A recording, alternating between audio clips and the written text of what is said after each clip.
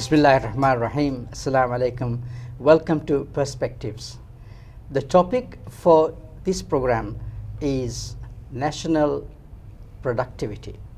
This is a subject very often, though it's very close to our hearts, we fail to think about it. I don't know why we fail to think about it, but for me, whenever we say productivity, national productivity, I think of our nation. A nation has to stand on its own feet. The whole purpose of independence and being a nation becomes More self-reliant. more self-reliant. It has to be related to how we can live our lives by ourselves to a great extent. Yes. But I think times have changed now. And You have to learn to appreciate another. If we another aspire productivity. to be better, in our lives, we have to increase our productivity. We have to be able to do things by ourselves and by our own efforts. Yes, to a great extent, it's a matter of how much money you want to make. Productivity is measured in our modern day thinking by how much GNP or GDP you have.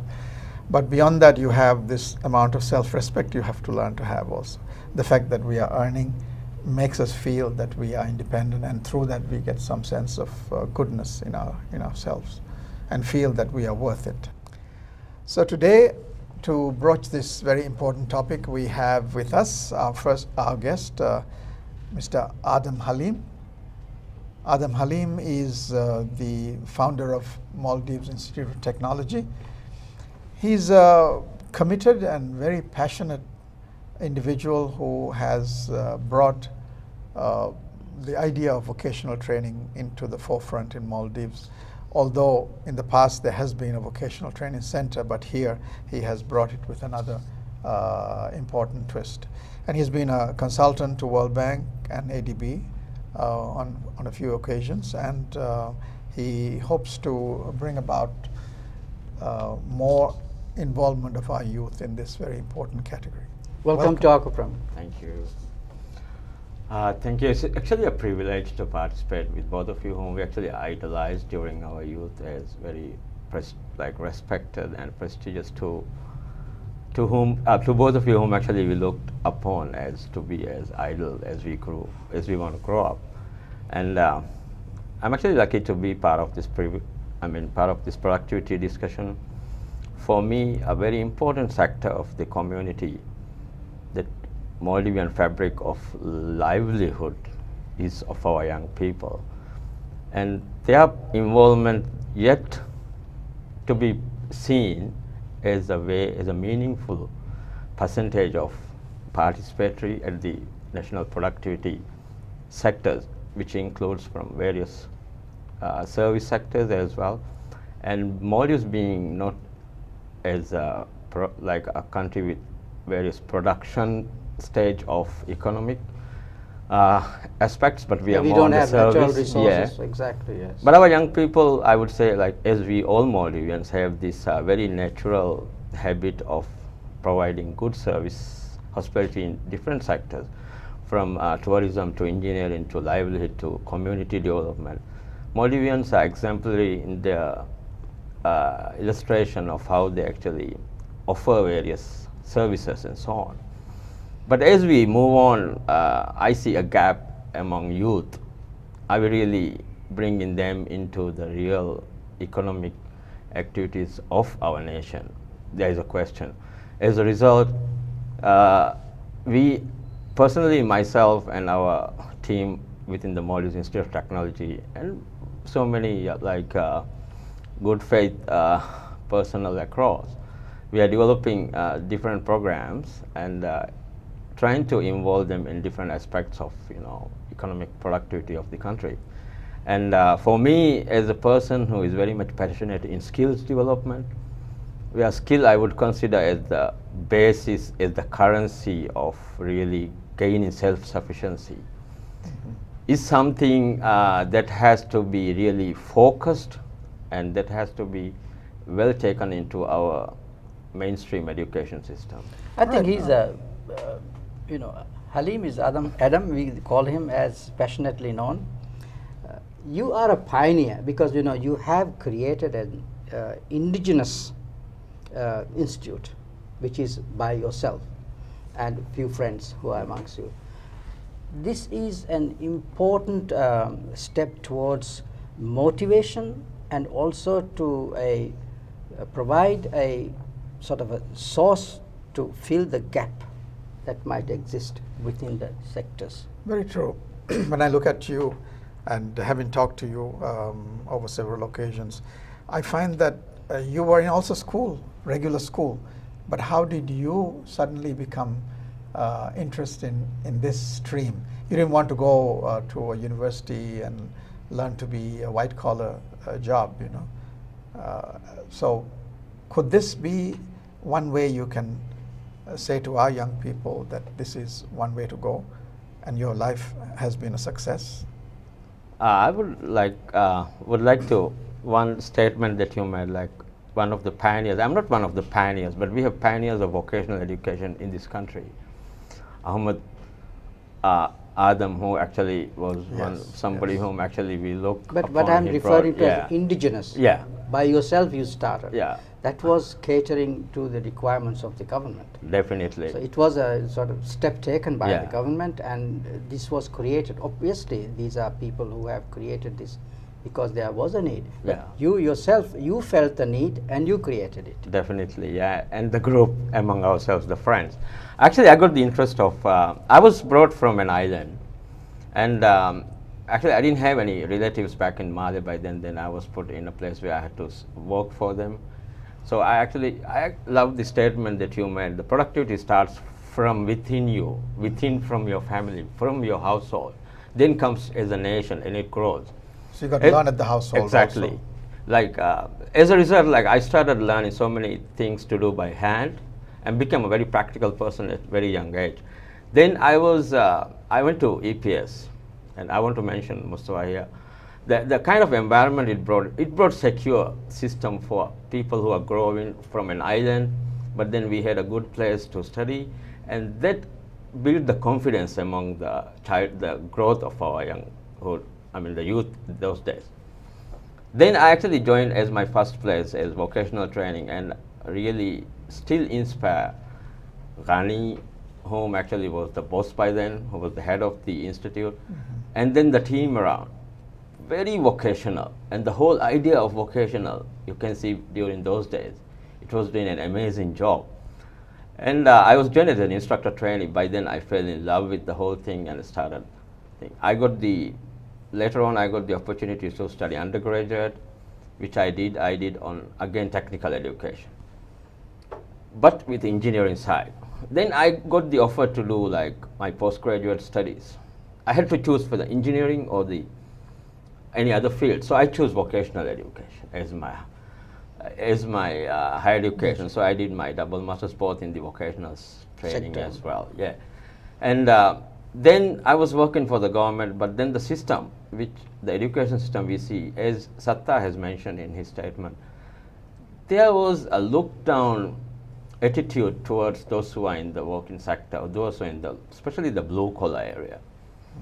Initially when I started, most of the technical personnel across organization were categorically put into labor area, mostly, or they are not on the nowhere close to the white collar segment of the organization.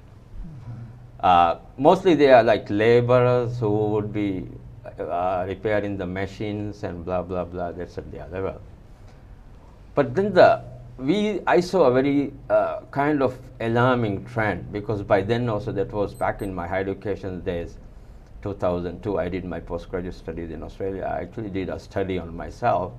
The expatriates by then, I remember 2000 something, was about 24,000 people in the Maldives, 24,000 expatriates. But then if you look at the number, at the growth number, it was alarmingly growing.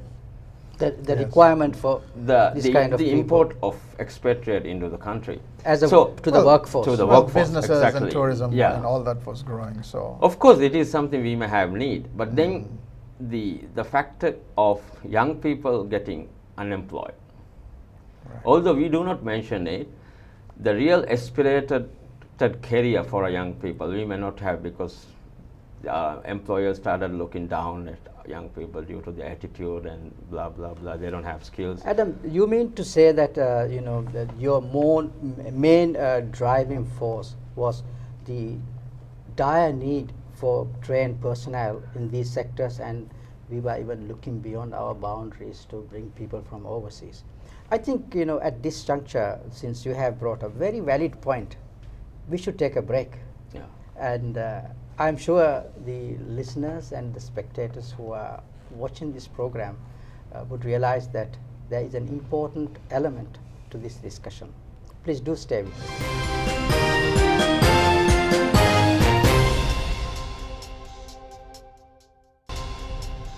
Before we left off, we were talking to Mr. Adam Halim about his experiences in the vocational training stream that he has taken in his life.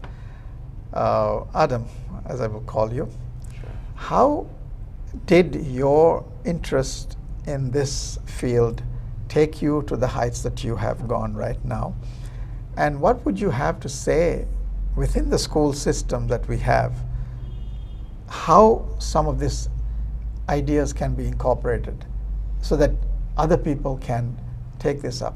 I say this not only because it's an academic endeavor where you can stream yourself to where you want to go, but also the psychological dimension of stereotyping as to this being a labor content rather than the white collar being much more prestigious. How can we diminish that, and how can we try to stream some of the students who may really in them, just like you had your passion, have this in them, that they don't have to go the way the stream goes. They can go following their own passion. Thank you, Satha. Again, actually, It's a long question. Yeah, I know. Actually, I would consider a very happy person in terms of what we are doing and the achievements we are doing today. We, the Maldives Institute of Technology, and our very passionate team around us is very dedicated in the work we are doing. And to start with, actually, I know it's a long question, but I'll try my best to keep within the scope of it. Actually, once I had my master's, I thought I'll do my PhD as well when I was to do the education. And the reason was, I'm coming to the point where by then we have all PhDs at the top level educational policies, everything was laid down. So I talked to my wife saying, oh, there's a need for me to do my PhD.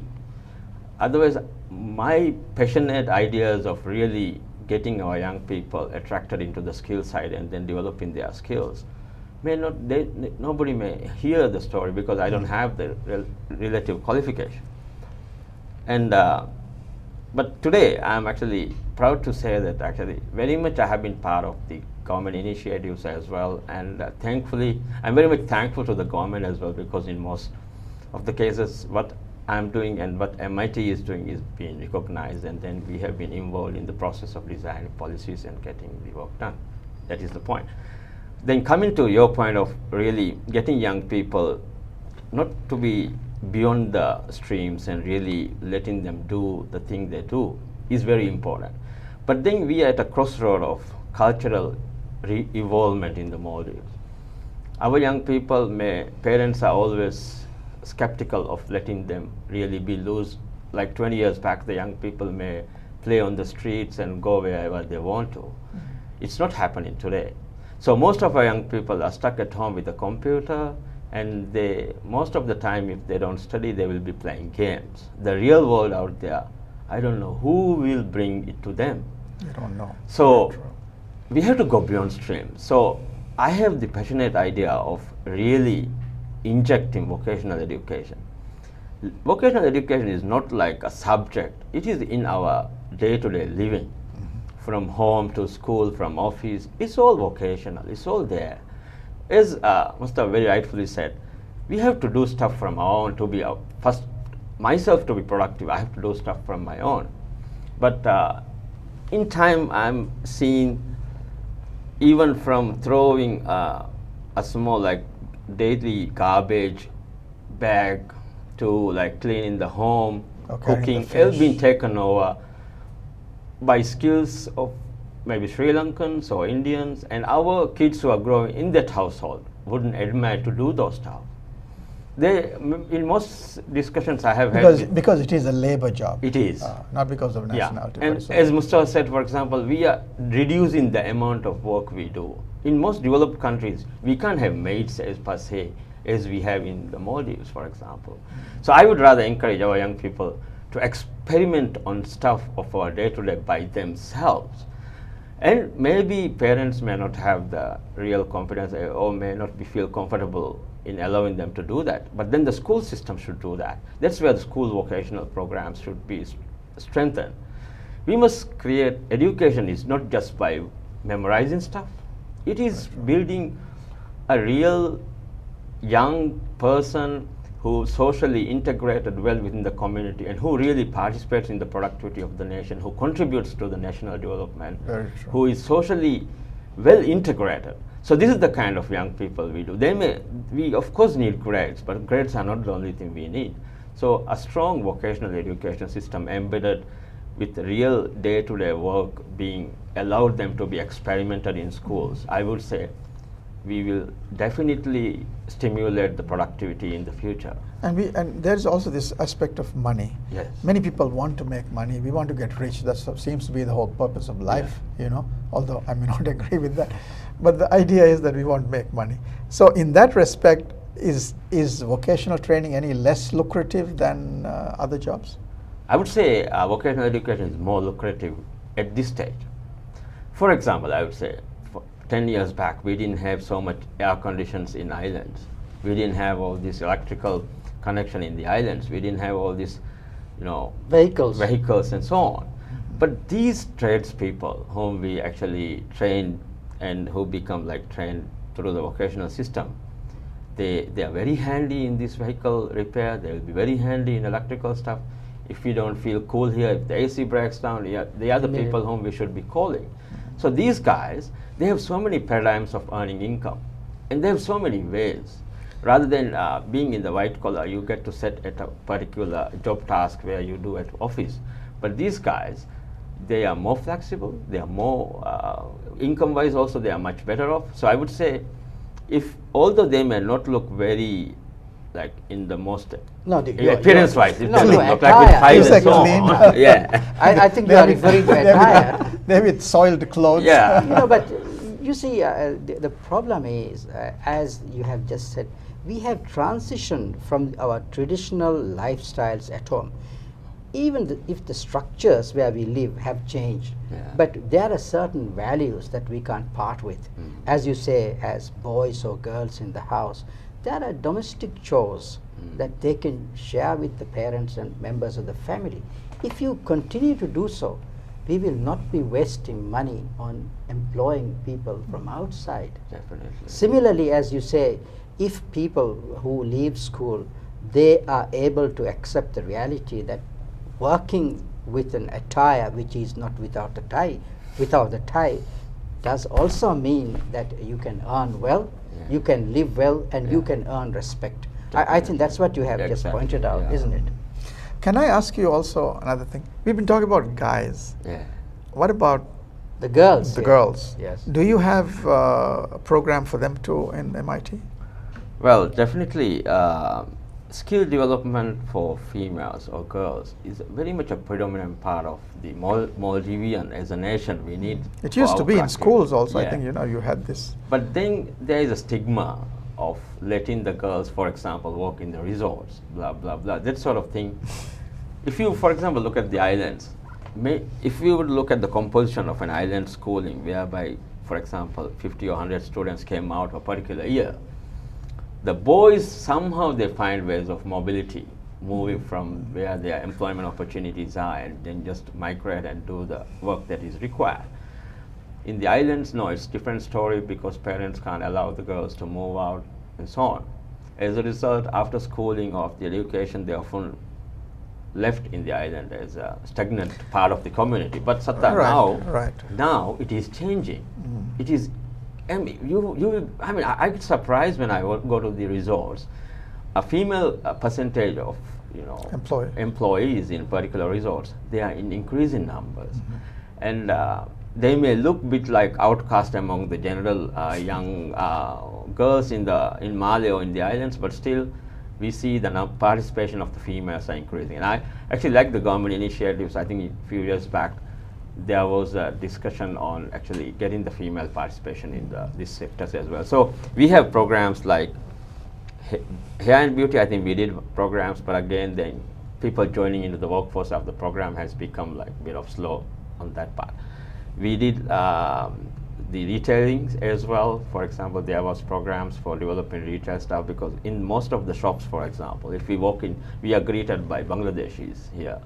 And it's not the Maldivian hospitality that we get from the local hotels to restaurants to shops. We lost the Maldivian fabric of receiving a Maldivian into that particular thing. You have to order in English.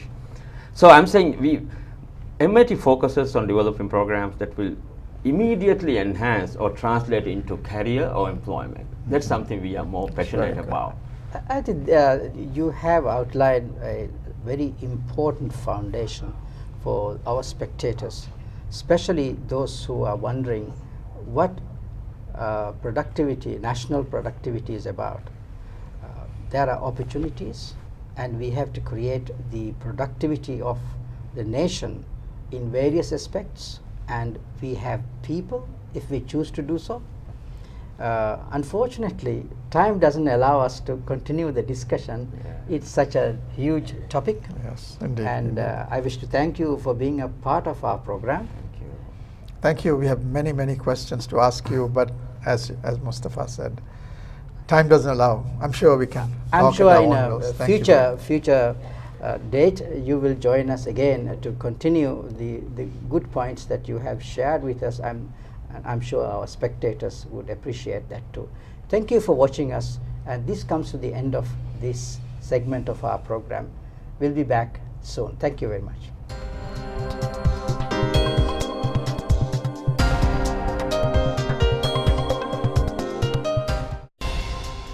Welcome back, and in this segment we have our second guest. Her name is Mariam Nuruddin, and she's been in the hospitality industry for 19 years. And since then she has worked in the Maldives TVET, which is the Technical Vocational Education Training Institute. And she's been, as we would have said earlier, also a pioneer in this area, because she was the first Maldivian head of the school, of the hotel school. Mm-hmm. So, Mariam, welcome to our program. Back. Thank you. Welcome to this program. So, to begin with, given your very, very valuable and long experience, could we ask you something about how the Maldivian society is moving along in the process of making our nation productive? I think what I believe now is that, people, a lot of youth or school leavers has really looked into the various different kind of jobs. But I feel there's a lot that need to be done. The mindset has to be changed, and we will have to face a lot of challenges, in the sense that students coming out from various trainings in schools, whether they are employable into our various different jobs in the country. But I feel that during the process of the schooling and during the time that they're spending at school from grade 1 to 10, they don't necessarily have to know different types of employability skills, but they should get the opportunity, in the sense to be able to come out of the school and be able to get a job. But that also takes a little different timing, in the sense that they need to go another training in various different types of kinds of jobs. You mean to say when it comes to vocational jobs where you need vocational skills, as you have pointed out, there is an important responsibility that which lies during the schooling process, that the child is able to adapt to the requirement that lays beyond the school. When the child leaves school, you have a choice where if you have had the opportunity to acquire sufficient grades, you go in for higher education to university, or where you become a white collar worker. But not necessarily that should be stuck in your head. Is that what we understand? Yeah, I totally feel that, I think once you come out of the school, once you graduate, or once you've completed your O levels, one should think that, every child is not a person who would actually go on to further education as higher education and academic. There are certain students or certain children, they are more adaptable for skills work as well. So I think one should really think, there's an alternative path in every education or every training. So perhaps the child may wants to go do their A levels, and then go to do degree, and then further on to their furthest. But at the same time, you have an alternative path that you could develop your skills and go into employment in that pathway as well. Yeah. In that sense, that a child should be able to know, but I think that responsibility is at the time they are at the school to give more career guidance, to give what the availability of the need of the nation, for the nation building, what kind of jobs are available in the country, and so and so. But what I see most of the time is that, even at the school, we try to introduce different types of skills opportunity which are available. Even right now, I think the schools are offering various different programs under different names. Sometimes, the parents are not really aware of how important this kind of work is also to the students. Yes. So perhaps that could be a barrier, in the sense, students may not be able to make up their mind, although they are very young, but still they should see, okay, there are more opportunities that they could go on and be a better person in the society. So Mariam, couldn't there be a program where children are introduced into a stream, not necessarily a stream of vocational, but opportunities for taking up vocational training in school, let's say grade 7, right? You introduce them to some skill, and then 7, 8, 9, 10, in 4 or 5 years, they will be pretty adept at what they begin. Actually, even right now, the school system, the education ministry is running certain programs as such.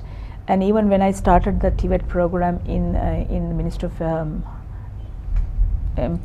Youth and Employment at that time, we actually had a framework in the sense that students be able to take the alternative path and do various different skills-based programs.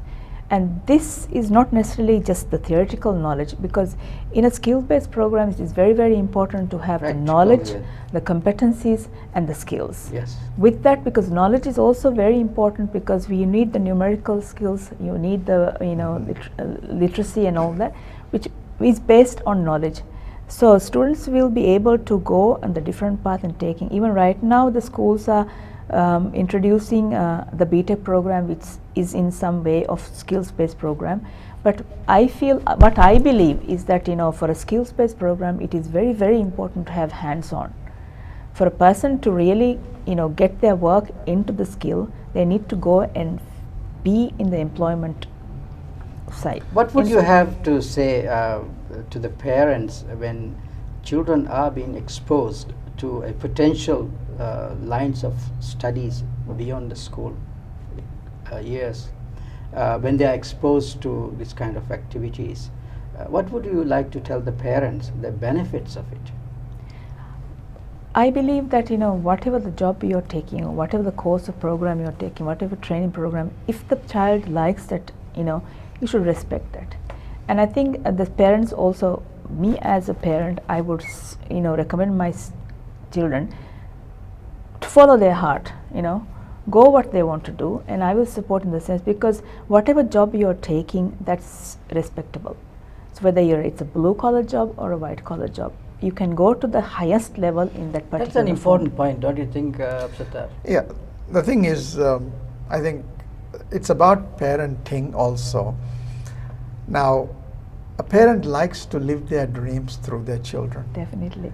And vocational or academic kind of things are things that they have had a past liking for. Maybe they couldn't be that kind of white collar person, and also the kind of stereotyping that we have been giving to the labor type of jobs versus the boss type of jobs has also divided our society into thinking these are the the leaders and the followers kind of thing. And so there is a big gap that we have to bridge in creating the dignity of labor also, teaching people that labor is dignified, whatever you do. But it's a hard job.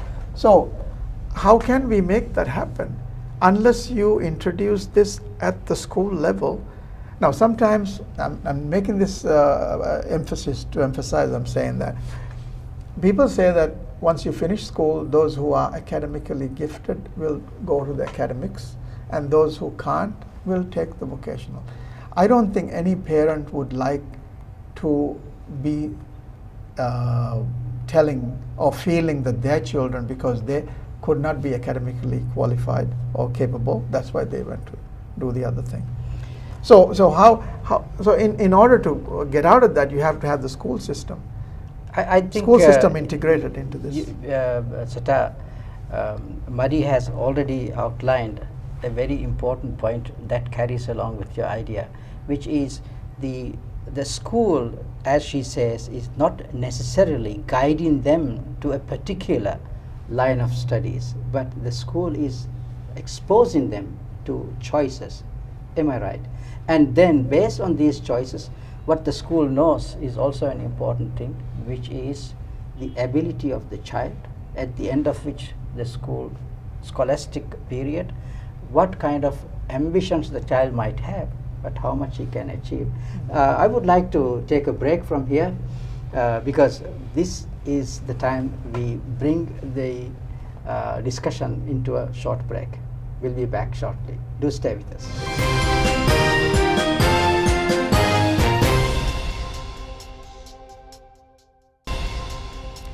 Welcome back. We have Mariam Nuruddin as our guest, and before we broke off, we were talking about how the school systems can be accommodating some of the needs that we have. In fact, a big part of the needs that we have. Something akin to this is, I think, the issue of youth productivity on a broader scale. Right now, I think we have touched on the idea that why don't youth come into the workforce in a vocational situation.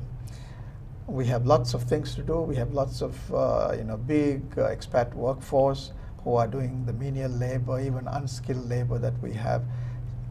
It is all ready there for our taking and for our young people to become engaged. Why is it not happening? Some of the issues lie in the stereotyping of labor as second class or something like that. How do we move from that? How to make young people realize that this is You're very right. Not to be. I believe that it's very, very important for our youth to see a career path. I think we have to really show them what exactly is there for them. If we start at the very bottom of the ladder, okay, in the next 5 years, if you work in a steady way with the training and all that, what are your positions, or what can you become in next 5 years or two? I mean, for them to see. And very often, like you said, we stereotype and say, okay, for instance, a plumber is not a respectable job. Yeah. To become a waiter, to become a mason, to become a construction person, and these probably because right now the Maldives is employing a lot of foreign labor into this, and this kind of labor is unskilled and semi-skilled, but there are skilled occupations even in these fields. All these fields, they do. Even in constructions, even in fisheries, even in tourism, even transport, even in other social industry, like even in fisheries, yes. in fishery itself. Yes, definitely. So there are certain occupations that you will have to look it up as is something which is respectable, And then that is where we have to, and I feel that, you know, as a nation, we'll have to start up a, you know, a huge campaign, in the sense everybody talking the same language, same thing. Exactly, yes. And this is where we, because there is a lack of, you know, I see a lot of youth just doing, loitering around in the road, doing nothing, and probably this is why they are going into the wrongdoings, you know. There's certain degree of acceptance somewhere. That's why they're able to behave And- like this. No, but maybe, as you said, the parents are not aware of this, the range of expertise Occupation. you can get in a labor-based job. You can be very unskilled and still earn, but you can be very skilled also. So that skilled, how can you move up to the skill? And parents should learn to understand this, so that they say, okay, yes, my child will have a dignified job in the That future. I think we will have to really believe, you know, as a person you have to believe in that. And in order to achieve these kind of, you know, things, I think we need to have the employers on board as well. That's Yes, very, very important. yes. It's not just the youth or the parent, you know, it's the person who, the employers itself, they will have to think, okay, once you employ a person, you know, they should be able to show, okay, what are the career paths. It's very Yes. often you don't want to stay as a waiter or a room boy or a Or you if know, they as choose a commis to, chef okay. Forever. for your life. I mean, there should be, you know, career pathways to show them, okay, once you do certain number of training, so, and that training has to be offered to them as well. So these opportunities has to be there, and I think that is not very difficult. It can be offered, but that kind of guarantee should be, you know, shown From to our all youth, concerned. from all concerned. It's not Yes. just the person, because I think it's the responsibility of the whole, you know, the tripartite, the Yes. child, the trainer, and the employer as well. Employer, yes. So with this, I think we can, you know, achieve what it will take time, and I don't see that it will be, you know, solved in an overnight, because, but you have to plan these things, and, you know, in the next 5 years, you know, medium range goals, long term goals, and maybe in certain number of years. But what happens is that, you know, start up a project, and then once it is over, it is left over. I think we and have that to, is very, everybody very, must get on board on this. I think this is a Yeah, national as she said, a campaign only Campaign, can yes. bring this. role, you know, having to see role models and, you know, people who have achieved a lot of goals. I remember when I first Started from started, here and when then I first gone up, started yes. the hotel school in 1987. At that time, it was very new. The school was very new. People were saying, you know, it's a lucrative job to go and work in the resort, because it's something really different. But you have produced a minister, cabinet minister. Exactly, and then cabinet minister, and even the previous minister, Mr. Mausum, was also Yeah, an that's what I'm saying, Yeah, him. and even right now, the economic minister is also A one of the product graduate of- product of hotel school at the Yes. beginning. So I think with that, it started with that, but slowly, you know, our resorts were so isolated, and, you know, going out of the Malay, it was very difficult. So socially also it was very difficult, no social, you know, entertainment also. That really hinders people to go out. But now it's slowly that Now is it's also accepting, changing. yes, yes. And huge you know, if you look at in the women's school, the girls who are coming out of school, you know, they're staying at home. We could use them in such a way that they can become more productive. Yes. Even staying in the Even in island. staying at home, you know, even staying and doing their kind of, you know, like an entrepreneurship. From can, home you they know, can work. Oh, there's a yes. lot of opportunity handicraft, now. you know, other things and things like And even that. selling also, no, you have all the And, computer, all this. and if you look at, you know, necessarily not the hospitality or the tourism resorts, if you look at the retail market Yes. now, Obviously, yes. the retail market, You can know, do the it from shops, your bedroom. that is also, even in the shops, if you see every shop, even if you go to Malay, there is a sales girls. Yes. But that is also something that we can bring it up at a, you know, lift the whole profile of a sales girl is a respectable job. Yes. And that can also be But given training. it's funny, you know, it has been evolved. That's why girls are willing to be in that position where your salary is much less, but they would rather not go where you are able to earn in another respectable environment. But because of the acceptance, that's a very They've valid accepted. point. Yes. And they are not that highly paid either. No. But these are the things that we could actually, you know, give them an opportunity, because they're not going to be sales girls forever. No. they can become, more public relations. They're even going to school, some of them. Public relations. So that's given them an opportunity to an Move eye into opening to another field of work. Yeah. Exactly. So With that we can give relationship. even training for that kind of work as well. So this is the opportunity which is opening up, for them to go to different other, and that is why maybe the aspiration is something else. So they're taking an alternative job in the sense to become. Maria, I During think the there's past- a very strong message in what you are saying to the parents, that let them begin to think about it, that it is not nice to have your children staying at home doing nothing after they have finished secondary school, and also to the fact that there must be some sort of a motivation from the choices they have. Try it out for some time. I think you have sent a very strong message here. It's very And I think, important. rather than staying at home, maybe they could just do some even to, have an idea or get a feel of the work they're doing. Start a bit voluntarily as well. Exactly. Just to see, a lot of things. Because there are a lot of skills-based work that is happening. There are a lot of skills. As trainees, apprentices is the most important, I think. Apprentices where you can actually get to.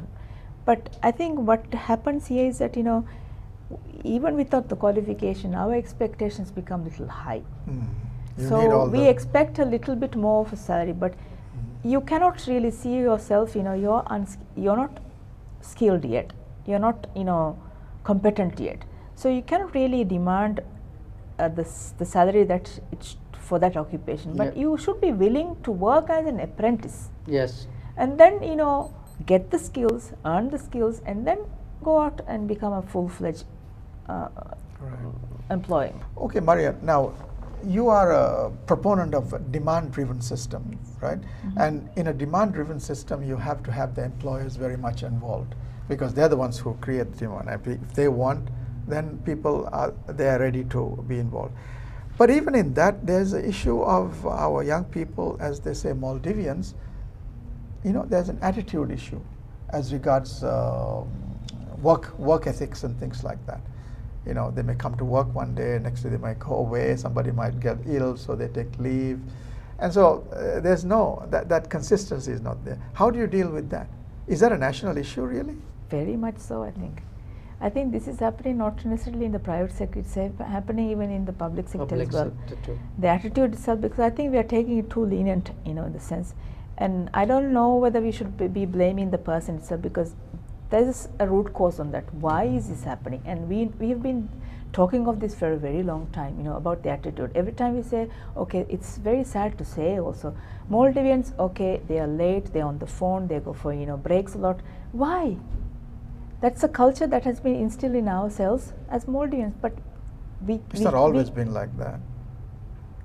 Well, to my knowledge, I think from not. the very beginning it has been like, I've Taking been it easy has been a part taking of it easy, too relax, Yes. too relax. And if I say in the way, it's they don't care, kind of. Yes. But I think I remember a time when people were very punctual. They went to office. They were very I concerned. think that is our generation. But I But- think but we've been very lenient in the sense, Yeah, because maybe the leniency has got.